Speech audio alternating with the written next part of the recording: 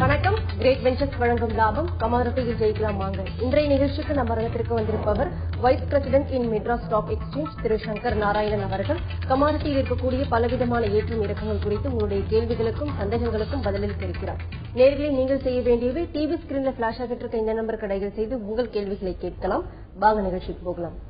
வணக்கம் சார். வணக்கம். வாரத்தின் இந்த வாரம் ஃபுல்லாவே பாத்தீங்கன்னா கமாரட்டி மார்க்கெட் ஒரு மிதமான நிலையை அடைஞ்சிருக்கு. அதுக்கு நிறைய செய்திகள் ஒரு காரணமா இருக்கும். நம்ம ஃபர்ஸ்ட் எடுத்திருக்க செய்தியை பார்க்கலாம். IDFC and Bandhan financial service பேங்க்குக்கு இப்ப பேங்க் லைசன்ஸ் கொடுத்திருக்காங்க. இது எதனால கொடுத்திருக்காங்க, மற்ற பேங்க்குல ஏன் லைசன்ஸ் கொடுக்கல சார், இதை பத்தி சொல்லுங்க. விமல் ஜலன் சொல்லி பழைய ரிசர்வ் பேங்க் கவர்னருடைய தலைமையில தான் இந்த பேங்க் லைசன்ஸ் கொடுக்கக்கூடிய ஒரு இது வந்தது. அவர் மிக எச்சரிக்கையாக பண்ணியிருக்காரு. இப்ப தேர்தல் நேரமா இருக்கிறதுனால ஒரு ரிலையன்ஸ் பினான்ஸ், ரிலையன்ஸ் கேபிட்டலுக்கோ அல்லது எல்என்டி பினான்ஸ்க்கோ கொடுத்தால் ஏதாவது வந்துருமோங்கிறதுனால முதல் அறிக்கை தான் இது. முதல் 2 பேருக்கு கொடுக்கறது இந்த நேரத்தில், தேர்தல் நேரத்தில் தனிப்பட்ட கார்பரேட் நிறுவனம், பெரிய கார்பரேட் நிறுவனம் கொடுத்துடக்கூடாதுங்கிறதுக்காக. இது குவாசி கவர்மெண்ட் இன்ஸ்டிடியூஷன் தான் IDFC and Bandhan finance. Bandhan பினான்ஸ்ங்கிறது பிரைவேட்டா இருக்கலாம், பட் ஐடிஎஃப்சிங்கிறது ஒரு அரசாங்கத்தினுடைய ஒரு அங்கம் தான். அதன் மூலமாக 2 பேங்கிங் லைசன்ஸ் கொடுத்திருக்காங்க. நேற்று மும்பை பங்குச்சந்தை ஒரு புதிய உச்சத்தை எட்டிருக்குன்னு சொல்லலாம். இப்ப நிறைய பேர் நேற்று பாத்திருப்பாங்க, நியூஸ்ல செய்திகள் வெளிவந்த வண்ணம் இருக்கு. அதற்கு என்ன காரணம் பாத்தீங்கன்னா, ஃபாரின் இன்ஸ்டிடியூஷன் இருக்கக்கூடிய பணம் இந்தியாவுக்கு ஏராளமா விழுது. அதை பத்தி சொல்லுங்க. அது என்னன்னு கேட்டீங்கன்னா, ஒரு unjustified pouring in of foreign funds. இப்ப எந்த விதமா நாட்டில் தேனும் பாலும் ஓடல, ஏகப்பட்ட பிரச்சனைகள் இருக்கு பொருளாதாரத்தில். அதோட மான்சூன் ப்ரொடிக்ஷனும் அவ்வளவு ஃபேவரபிளா இல்ல இப்போதைக்கு. இனிமேல் எப்படி இருக்க சொல்ல முடியாது. இன்னைக்கு தேதியில ஜூன் மாசம் வரக்கூடிய மான்சூன் அவ்வளவு ஃபேவரபிளா இருக்காதுன்னு சொல்லும்போது எக்கானமி ஓரளவு பாதிப்புக்குள்ளாகத்தான் செய்யும். அப்படி இருக்கும்போது எதனால இது ஏறுதுன்னு சொன்னோம்னா, ஏற்கனவே செபி தேர்தல் நேரத்தில் இவ்வளவு பணம் வர்றதை பார்க்கும்போது எங்களுக்கு கொஞ்சம் சந்தேகமா இருக்குன்னு சொல்லி ஆரம்பத்தில் ஆரம்பிச்சாங்க. இந்த மாதிரி மணி லாண்டரிங்கா இருக்கும், பணங்கள் பிளாக் மணி ஆனது நாட்டுக்குள்ள தேர்தல் பிரச்சாரத்துக்காக உபயோகப்படக்கூடியதா இருக்கலாம், சந்தேகத்துக்காக நடவடிக்கை எடுக்கலாம் நினைச்சாங்க. அதுக்கப்புறம் என்ன முடிவு பண்ணிட்டாங்க, எப்படியாவது பணம் வந்தா சரி. நம்மளுடைய நிலைமை எப்படி இருக்குன்னு கேட்டா, எதை தின்னா பித்தம் தெளிங்கிற மாதிரி பணம் எங்க இருந்தாவது வந்தா சரிங்கிற மாதிரி நிலையில இருக்காங்க நம்முடைய அரசாங்கம். அதனால பல ஆயிரக்கணக்கான கோடி ரூபாய் ஃபாரின் இன்ஸ்டிடியூஷன்ஸ் மூலமாக விழுந்துகிட்டே இருக்கு. இது ஒரு ஆரோக்கியமான சூழ்நிலைன்னு நான் சொல்ல மாட்டேன். அரசாங்கத்துக்கு அது பெருசா ஒரு பெரிய சாதனையா சொல்லலாம். அவங்களுடைய முயற்சினால வரல. இது பார்க்க போனா சூழ்நிலை இன்னமும் மோசமா தான் இருக்கு. இன்ஃபிளேஷன் ரேட்டு கொஞ்சம் food inflation reserve bank governor கூட கொடுத்திருக்காரு. இன்ஃபிளேஷன் ரேட் அவ்வளவு திருப்திகரமா இல்ல, இந்த மோசமான நிலையில தான் இருக்குங்கிறாரு. விவசாய உற்பத்தியும் ரொம்ப குறைவா இருக்கு. மான்சூன் ரிப்போர்ட்டும் அவ்வளவு ஃபேவரபிளா இல்ல. அப்படி இல்லாம இருக்கும்போது எப்படி பணம் வருது அப்படிங்கும்போது, இது மன்மோகன் சிங்க பார்லிமெண்ட்ல சொல்லியிருக்காரு, ஈவன் டெரரிஸ்ட் பணம் கூட பங்கு மார்க்கெட் மூலமாக நம்ம நாட்டுக்கு வருதுன்னு சொல்லி ஒரு 3 மாசத்துக்கு முன்னால சொன்னார். இதெல்லாம் நம்ம கொஞ்சம் வருத்தப்பட வேண்டிய ஒரு விஷயம். அதை நம்ம பெருமையா எடுத்துக்கிற முடியாது. எப்படியாவது பணம் வந்தா சரி, கொள்ளையடிச்சவங்க கொண்டாந்து பணம் போட்டாலும் பேங்க்ல கொண்டாந்து பணம் போட்டா பேங்க் ஏத்துக்கிற முடியுமா? அந்த மாதிரி தான் இது. அது எனக்கு என்னமோ இதுல அவ்வளவு திருப்திகரமான ஒரு முன்னேற்றமாக தெரியல. நேற்று தங்கம் 82 ரூபீஸ் குறைஞ்சிருக்கு. இதனுடைய தாக்கம் என்ன, காரணம் என்ன, எதனால குறைஞ்சது சார்? முக்கியமான காரணம் இம்போர்ட் டியூட்டி 5.6% குறைச்சிருக்காங்க. Import duty. அது போக job data US job data கொஞ்சம் வீக்கா இருக்கிறதுனால அதன் காரணமாகவும் தங்க விலை இந்த மாதிரி குறைஞ்சிருக்கு. இனி வரும் காலங்களில் தங்கம் இதே நிலையில் நீடிக்குமா, இல்ல உயர வாய்ப்பு இருக்கா சார்? எல்லாத்துக்கும் மேல நம்முடைய ரூபாய் மதிப்பு இருக்கு இல்லையா, அது எவ்வளவு போட்டிருக்குது? 59.9%. கொஞ்சம் இப்போ ஒரு சமீப காலத்துல வராத ஒரு அளவுக்கு ரூபாயினுடைய மதிப்பானது உயர்ந்திருக்கு. அது காரணம் இந்த ஃபாரின் ஃப்ளோ ஆஃப் ஃபண்ட்ஸ் தான். ஃபாரின் ஃபண்ட்ஸ் நிறைய டாலர் இங்க விழுந்ததுனால அது இருக்கு. அதன் காரணமாகவும் தங்க விலை குறைந்து கொண்டே இருக்கிறது. இந்த பிரெண்ட் க்ரூட் பாத்தீங்கன்னா 104.76 குறைஞ்சிருக்கு. இதனால இதன் காரணம் க்ரூட் ஆயில் ரெடியூஸ் ஆயிருக்கு. இதை பற்றி சொல்லுங்க சார். இனி வரும் காலங்களில் க்ரூட் ஆயில் இதே நிலை நீடிக்குமா சார்? க்ரூட் ஆயில் நேற்று ஒரு மோசமான ஒரு சூழ்நிலைக்கு ஆளாச்சு 2 நாளாக. அதுக்கு 2 காரணம் சொல்றாங்க. அது என்ன, லிபியா ஒரு புரட்சி குறைஞ்சிருக்குன்னு சொல்றாங்க. லிபியாவில் அந்த டெரரிஸ்ட் அட்டாக் ஆனது கொஞ்சம் தணிந்து போர்ட்டுகள் எல்லாம் திறக்க ஆரம்பிச்சிட்டாங்க. அதனால க்ரூட் ஆயில் சப்ளைஸ் அதிகமாகுங்கிற ஒரு ஞாபகம். அமெரிக்காவில் உள்ள டெக்சாஸ், என்ன டெக்சாஸ் அது, வெஸ்ட் டெக்சாஸ் வந்து க்ரூட் ஆயில் வந்து அதிகமா இருந்திருக்கு. ஆமா, அவங்க வந்து உற்பத்தி பண்ணக்கூடிய ஸ்தாபனம் அது க்ரூட் ஆயில். அவங்களுடைய ஸ்டாக் பைல்ஸ் வந்து அதிகமா இருந்ததும் ஒரு காரணமாக சொல்றாங்க. தொடர்ந்து பேசலாம் சார். ஒரு நேயர் லைன்ல இருக்காங்க. வணக்கம் ராஜேஷ். சார் வணக்கம். சொல்லுங்க ராஜேஷ், உங்க கேள்வி என்னன்னு கேளுங்க. சார் சொல்லுங்க. சார் வணக்கம் சார். உங்க கேள்வி என்னன்னு கேளுங்க ராஜேஷ்.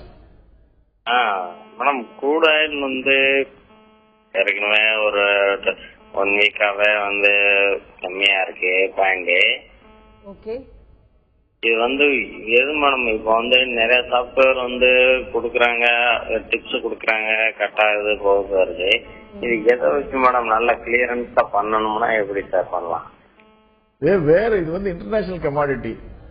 பல நாடுகளில் ஏற்படக்கூடிய நிகழ்வுகளாலையும் நம்முடைய ரூபாய் மதிப்பினாலையும் தான் வந்து இந்த க்ரூட் ஆயில் பிரைஸ் வந்து நிர்ணயம் பண்ணப்படுது. வெறும் டிமாண்ட் அண்ட் சப்ளை மட்டும் நிர்ணயம் பண்ணக்கூடிய கமாடிட்டியாக இல்லை இன்னைக்கு க்ரூட் ஆயில்.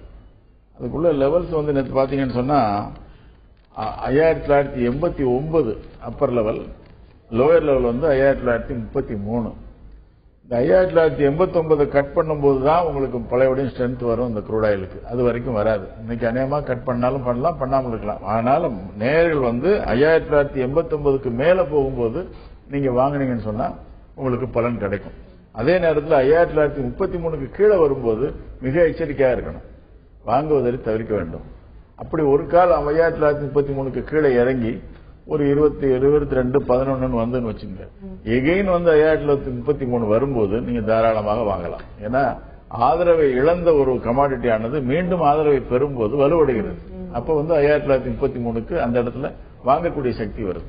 இந்த லெவல்ஸை வந்து உபயோகப்படுத்தக்கூடிய முறையை வந்து நீங்க கொஞ்சம் கவனமா கேட்டுக்கணும். சார், இன்னைக்கு வந்து நம்ம செய்திகள் வந்த வண்ணம் இருக்கும். செய்திகள் தொடர்ந்து கமாடிட்டி மார்க்கெட் வந்து மூவ் ஆவதை பத்தி பேசிட்டு இருக்கோம் சார்.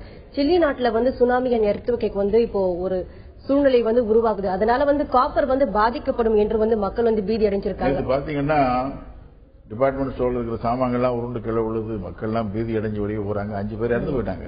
சுனாமி எச்சரிக்கை வந்திருக்கு. காப்பர் வந்து ஒரு ஓரளவு அதிகமாக உற்பத்தி செய்யக்கூடிய நாடு. அதுல வந்து இந்த மாதிரி ஒரு நிகழ்வு வரும்போது காப்பருடைய சப்ளை ஆனது குறையுங்கிறதுனால நேற்று கண்டபடி ஏறிச்சு காப்பர் பிரைஸ். அப்புறம் கடைசியில் கொஞ்சம் குறைஞ்சதுன்னு வைங்க. சார், இன்றைக்கான லெவல்ஸ் பத்தி சொல்லுங்க சார். இன்னைக்கு மார்க்கெட் லெவல்ஸ் வந்து அலுமினியம் வந்து இப்ப வந்து தூங்கிக்கிட்டு இருந்த ஒரு உலோகம், அது கொஞ்சம் ஆக்டிவா இருக்கு. இப்போ அலுமினியமும் நிக்கலும் வந்து சாதாரணமா ஒரு நெக்லெக்டட் மெட்டலா இருந்தது. இப்ப ரெண்டுமே அதுதான் சுறுசுறுப்பா இருக்கு. அலுமினியம் வந்து 108.50 உயர்ந்தபட்ச நிலை, 105.90 கீழ்மட்ட விலை. 108.50க்கு மேல போகும்போது வாங்கலாம், 108.50க்கு கீழே இருக்கும்போது நீங்க விற்கலாம். காப்பர் 408.85 உயர்மட்ட விலை, 403.80 கீழ்மட்ட விலை. 403.80க்கு கீழே போகும்போது நீங்க வாங்குவதை தவிர்ப்பது நல்லது. க்ரூட் ஆயில் ஏற்கனவே சொல்லிட்டேன், 59.89, 59.33. கோல்டு 28.328 மேல்மட்ட விலை, 28,328. கீழ்மட்டம் 27,770. கீழ்மட்ட விலை 27,770. கோல்டு மினி இது ஒரு தனி டிராக்ல போகக்கூடிய கமாடிட்டி. இப்ப அது வந்து 1 கிலோவுக்குள்ள விலையானால் இந்த விலை, நீங்க 100 கிராமா வாங்கினால் எவ்வளவு கூட கொடுத்து வாங்க வேண்டியிருக்கு பாருங்க. இன்ஸ்டெட் ஆஃப் 28,328க்கு பதிலாக 28,420 உச்சகட்ட விலை. 28,420 கோல்டு மினி, 28,100 கீழ்மட்ட விலை கோல்டு மினிக்கு. லெட் அதே மாதிரி 123.70, 123.70 மேக்சிமம் பிரைஸ். மினிமம் பிரைஸ் 122.10 கீழ்மட்ட விலை. நேச்சுரல் கேஸ் நேற்று ஒரு மாதிரியா இறக்கக்கூடிய அளவில் இருந்தது, மறுபடியும் அது சூடு பிடிச்சி ஏற ஆரம்பிச்சிருச்சு. 263.90, 253.40. 263.90 மேல்மட்டம், கீழ்மட்ட விலை 253.40. நிக்கல் 977.90 மேல்மட்ட விலை, 958.60 கீழ்மட்ட விலை. சில்வர் 43.379 மேல்மட்டம், கீழ்மட்ட விலை 42.528. 42.379, 42.528. கடைசியாக ஜிங்க் துத்தநாகம் 119 ரூபா 50 பைசா மேல்மட்டம், 118 ரூபா 10 பைசா கீழ்மட்ட விலை. 119.50, 118.10. இந்த லெவல்ஸ்களை நீங்க கொஞ்சம் கூடுமானவரை சரியான முறையில் உபயோகப்படுத்தீங்கன்னு சொன்னா ஓரளவு லாபத்தோட வெளிவருவதற்கு உண்டான வாய்ப்புகள் நிறைய இருக்கு. அப்படி இல்லை என்றாலும் நஷ்டம் வந்தாலும் மிக குறைந்த அளவில் வரும். சார், இப்ப நிறைய ட்ரேடர்ஸ் பாத்தீங்கன்னா ஒரு பயம் வந்து ஏற்பட்டிருக்கு. எதனால வந்து அந்த பார்லிமெண்ட் எலெக்ஷன் எந்த ஆட்சி வந்து இப்ப அமைய போகுதுன்னு ஒரு பயம் இருக்கு. அதனால 2/3 வந்து மெஜாரிட்டி வந்து மகாராஷ்டிரால வந்து அதிகமா இருக்கு. பிஜேபி 2/3 மெஜாரிட்டி வரும்ங்கிற ஒரு அறிக்கை வந்திருக்கு. அதனால வந்து பம்பாயில ஜூபிலண்டா இருந்து நேற்று ஸ்டாக் மார்க்கெட் வந்து காங்கிரஸ் வந்து மிக குறைவான இடங்களை பரப்புவதாகவும் சிவசேனா பிஜேபி கூட்டணி வந்து 2/3 மெஜாரிட்டி வரக்கூடிய அளவுல வரப்போகுதுன்னு சொல்லி ஒரு நியூஸ் வந்ததுனால எல்லாருமே வந்து அந்த ஊர்ல ஸ்டாக் மார்க்கெட்ல இருக்கிறவங்க எல்லாம் எல்லாருமே கூட கொஞ்சம் வாங்கணும் போகணுங்கிற மாதிரி வந்துட்டாங்க. அதோட அந்த பேங்கிங் லைசன்ஸ் கொடுக்க போறாங்கிறதுனால எல்என்டி பைனான்ஸ், இந்த ரிலையன்ஸ் கேபிட்டல், இந்த மாதிரி பேங்கிங் லைசன்ஸ் பெறுவதற்கு வாய்ப்புள்ள கம்பெனிகளுடைய விலைகளும் ஏற ஆரம்பிச்சிருக்கு. தொடர்ந்து பேசலாம் சார். அடுத்த நேயர் லைன்ல இருக்காங்க. வணக்கம் ஜெயந்தி. வணக்கம் மேடம். சொல்லுங்க ஜெயந்தி, உங்க சந்தேகங்களை கேளுங்க. சொல்லுங்க. ஹலோ.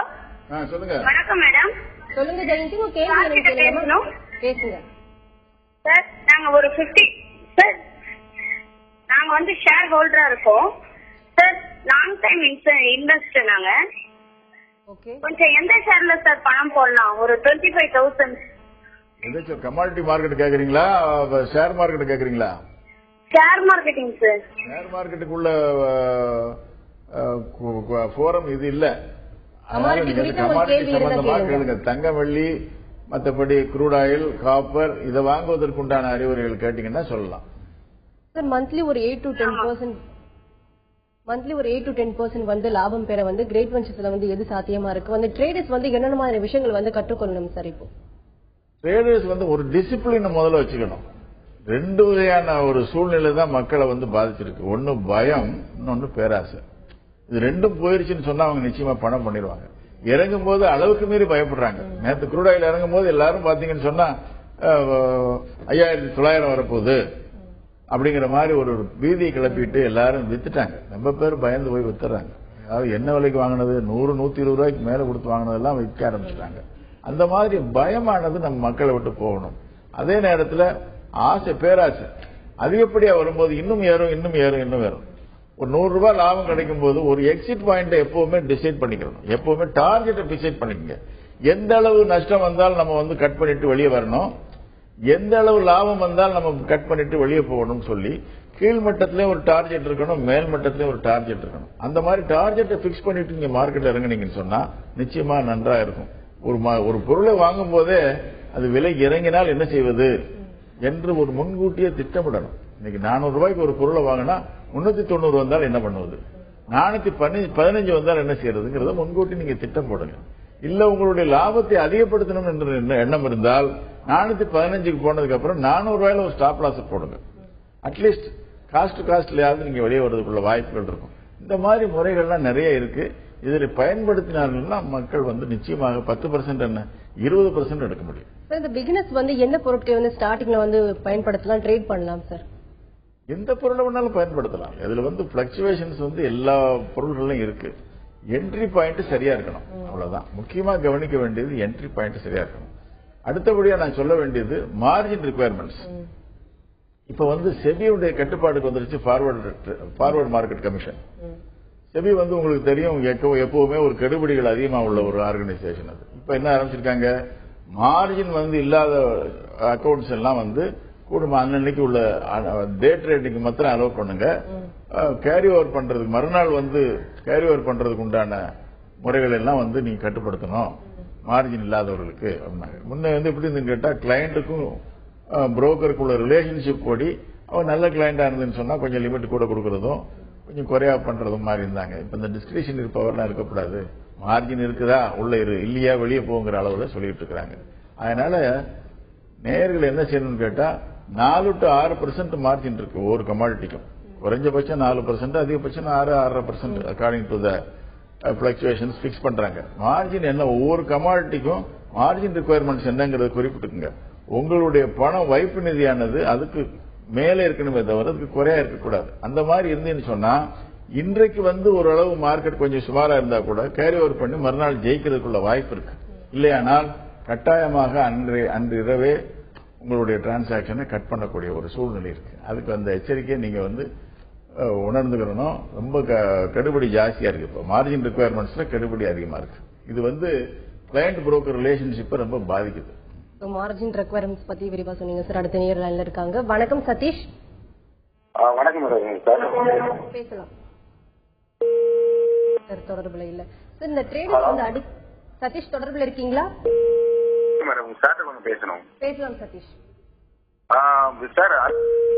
சார் இருக்கும் வெயிட் பண்றது எல்லாமே கொஞ்சம் வீக்கா இருக்க மாதிரி இருக்கு. அலுமினியம் மட்டும் மேல. சதீஷ் உங்க கேள்வி என்னன்னு சுருக்கமா கேளுங்க சார். தொடர்புல இல்ல சார். ட்ரேடர்ஸ் வந்து அடிக்கடி பண்ணக்கூடிய தவறுகள் சொன்னா நீங்க என்ன தவறுகள் சொல்லுவீங்க சார் அவங்க ட்ரேடிங் பண்ணும்போது? தவறுகள்ங்கிறது என்னது? என்ட்ரி பாயிண்ட்ல உள்ள தவறுகள், எக்ஸிட் பாயிண்ட்ல உள்ள தவறுகள். வேற என்ன ஒரு தவறு இருக்க முடியும்? மேஜரா சொல்ல போனா இதுதான். என்ட்ரி பண்ற இடம் சரியான இடமா இருக்கா, நீங்க நிச்சயமா ஜெயிப்பீங்க. எக்ஸிட் பண்ற இடம் சரியான இடமா இருக்கா, நீங்க நிச்சயமா ஜெயிப்பீங்க. 500 ரூபாய்க்கு வாங்கின பொருள் 475 480 வந்த உடனே நீங்க கட் பண்ணீங்கன்னா ஓரளவு குறைந்த லட்சத்தோட நீங்க வெளியே வரலாம். என்ன ஆனாலும் சரி, இப்ப ஒரு கை பாத்துறதுன்னு சொல்லியிருந்தீங்கன்னு சொன்னா மார்க்கெட் என்ன சொல்லுதோ அதனுடைய விளைவுகளை நம்ம சந்திக்க வேண்டும். அதான் என்ட்ரி பாயிண்ட் எக்ஸிட் பாயிண்ட் முன்கூட்டியே தீர்மானித்துக் கொள்ளுங்கள் அப்படின்னு சொல்றது. நான் கமாடிட்டி ட்ரேடிங்க்கு வந்து யார் யாரெல்லாம் வந்து தகுதி உள்ள ஆட்கள், யாரெல்லாம் வந்து கமாடிட்டி ட்ரேடிங் வந்து பண்ணலாம், தைரியமா பண்ணலாம்? 18 வயசுக்கு மேற்பட்டவர்கள், நம்முடைய செபி எஜமான் சொன்னது பிரகாரம் பேன் கார்டு உள்ளவர்கள்.